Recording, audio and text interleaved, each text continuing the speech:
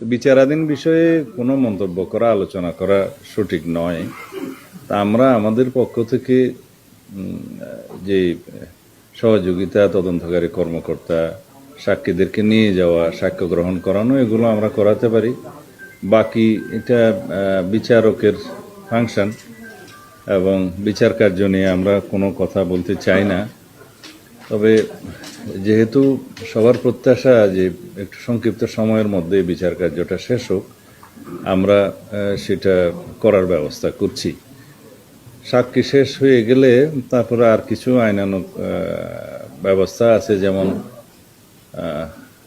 আসামিকে সাক্ষ্য গ্রহণের পরে পড়ে শোনাতে হয় সে দোষী কি দোষী, এই সমস্ত বিষয় আছে।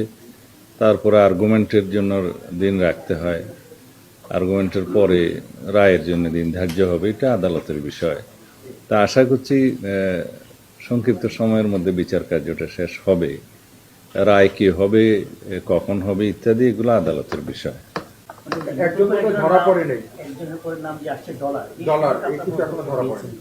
না, আমার কাছে এই সমস্ত কোনো তথ্য নাই। এটা বিচার তো চলছে। আসামি 164 করেছে, তারপরে চিকিৎসক সম্ভবত আজকে সাক্ষ্য দিবেন, পোস্টমর্টেম অথবা অন্যান্য ফরেন্সিক রিপোর্টের বিষয়ে সাক্ষী হবে। এগুলো এর বেশি আমি জানি না।